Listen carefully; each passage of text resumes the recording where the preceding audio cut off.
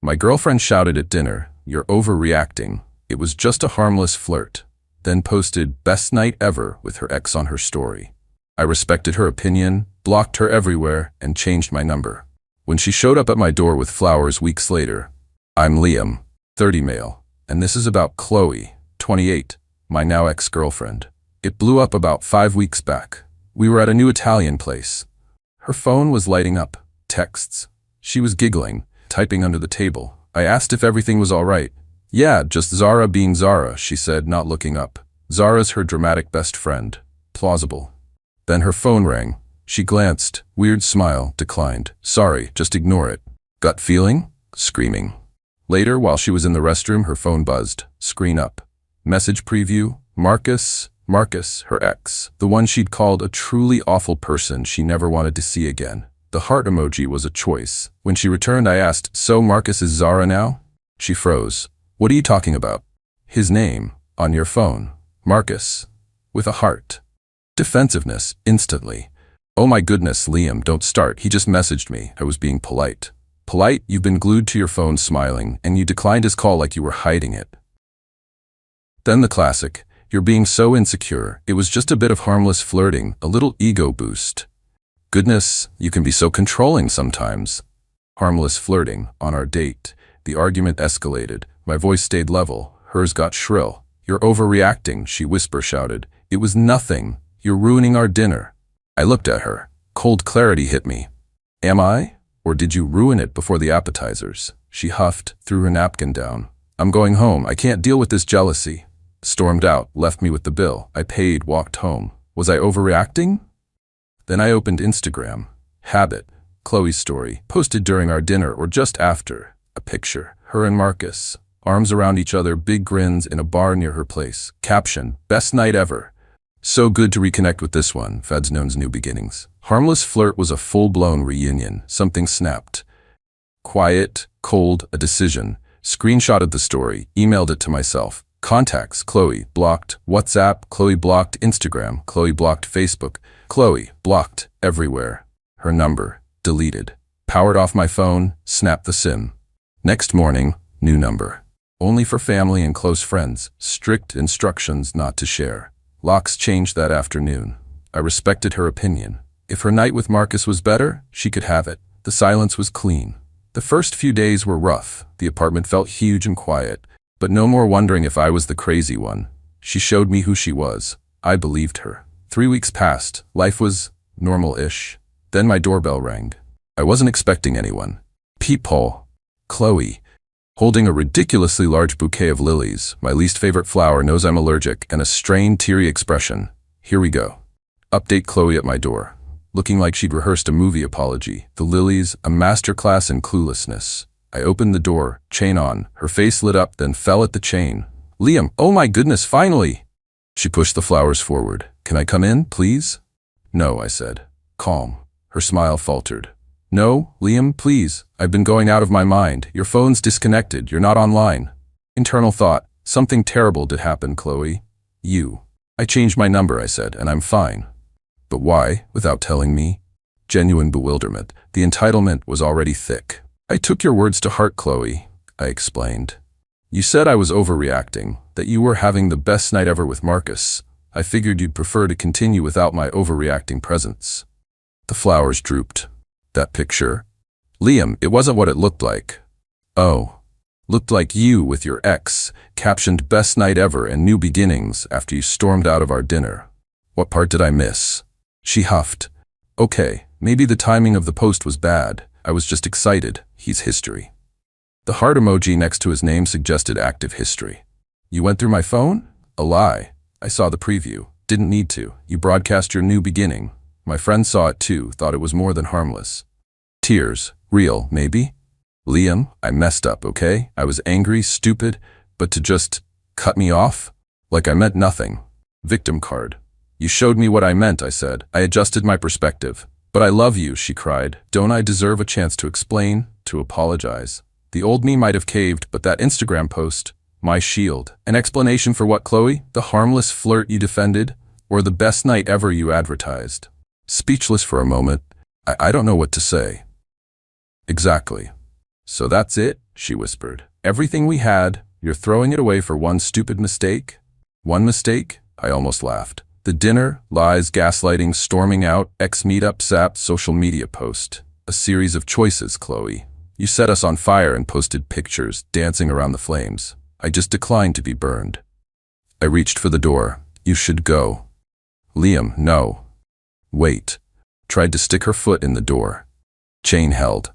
I bought these for you, lilies, don't you remember? I remembered telling her I was allergic, multiple times. She'd twisted a sentimental comment about my grandmother's garden into me loving them. These flowers weren't an apology. They were a monument to her not listening. I remember I'm allergic. Perfect symbol, actually. Grand gesture. Misses the mark because you never paid attention. Her face fell. That hit her. I'm sorry, she said, small. I just want us to go back.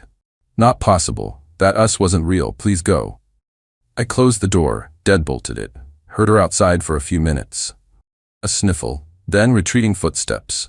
The flowers were on my doorstep an hour later. Left them there. Property management cleared them by morning. It wasn't easy. Seeing her churn things up, but underneath, resolve.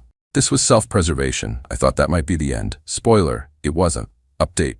After the flower offensive failed, a week of silence. Maybe she got the message. Wrong. The next wave. Mutual friends. Maya. Hey Liam, you okay? Chloe's really torn up. Misunderstanding? Me? Not much of one. More clarification on her part. I'm all right. Friend. Chloe called a wreck. Says you won't talk. What's the deal? Me. She chose her ex, called it best night ever. I respected her preference. Straightforward. They backed off, but messages from Chloe relayed through them kept coming. She wants her stuff. She needs to talk. Urgent. She says you're being cruel. Her stuff was minimal. A few books, toiletries, a hideous teddy bear. I boxed it all, named the bear Marcus Jr. before sealing. Then the urgent matter. A new low. My mom called, worried. Liam, honey. I just had a strange call from Chloe. My blood ran cold. My mom? What did she say? My voice was tight with controlled anger. Very upset, couldn't reach you. She said she thought she might be pregnant, and it was yours. Pregnant? We'd been careful. Always. The timing, right after Marcus. The audacity. Mom, she's lying. 100%. Wrong time frame. Always safe. This is a disgusting manipulation because I cut contact after she cheated. I gave Mom the concise version. Dinner, flirt, Marcus Instagram. Mom went from concerned to furious. That manipulative little... The nerve. Chloe's urgent matter. A phantom pregnancy. A desperate, despicable ploy. Any shred of doubt about my decision vanished. This was someone willing to play incredibly dirty. My peace of mind was the artifact, and she was trying to smash it. How to deal with her stuff and this escalation. No seeing her, no letting her near family. I texted Maya, can Chloe pick up her stuff from your porch? I'll drop it. Also, she told my mother she's pregnant with my child to force contact. It's a lie beyond messed up. Thought you, as her friend, should know. Maya, oh my goodness, Liam. Pregnant? Wow, yeah, I can handle the box. I'll talk to her. So sorry. Dropped the box at Maya's. On top of Marcus Jr., a note. Chloe, here's your property. Regarding recent false claims via third parties, any further harassment or defamatory statements will be documented and forwarded to legal counsel. Consider this my final communication. Respect my choices. Liam. Too harsh? Not after the fake pregnancy scare to my mother. This was drawing a firm line. I also had the screenshot of her best night ever post, my evidence, the artifact of her betrayal. A few days later, Maya messaged. She picked up the box, not happy about the note, or me knowing about the pregnancy lie, tried to say I misunderstood, then got angry. Honestly, Liam, I'm seeing a different side to her. Sometimes the best outcome is letting people reveal their true colors. I thought, this must be it. Surely. Narrator, he was once again adorably naive. Part 4. The final showdown and the sweet sound of silence, approx. 3 weeks after update 2, 8 weeks after initial post. The fake pregnancy bomb seemed to make even Chloe pause. Communication via friends dried up. Maya said Chloe was laying low, her attempts to badmouth me backfiring, especially once the pregnancy lie circulated. People connect dots. Best night ever with ex, then sudden emergency with me? It looked suspicious. I started to relax, changed routines, felt in control again. Then, about 2 weeks ago, the grand finale.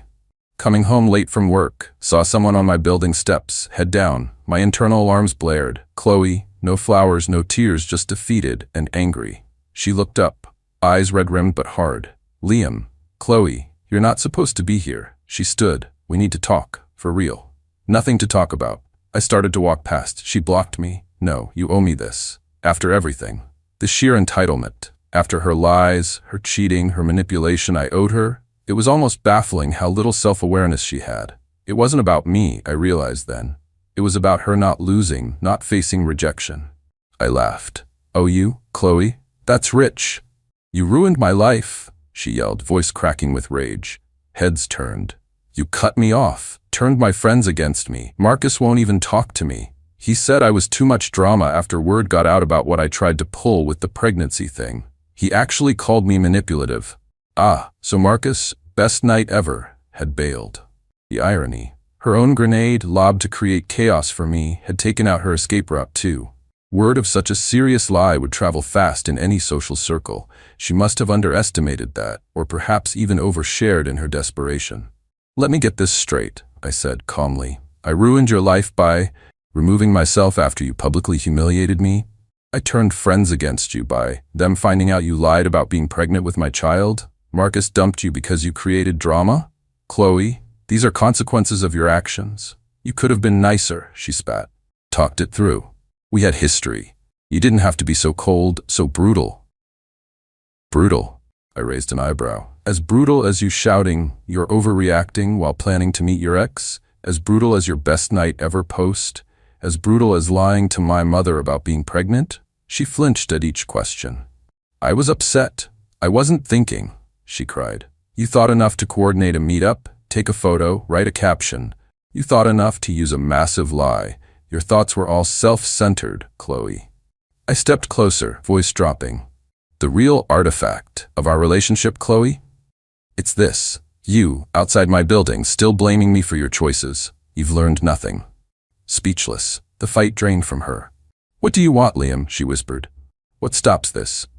I want you to leave. Never contact me, my friends, or family again. Take this final, crystal-clear rejection and understand it's entirely a result of your behavior.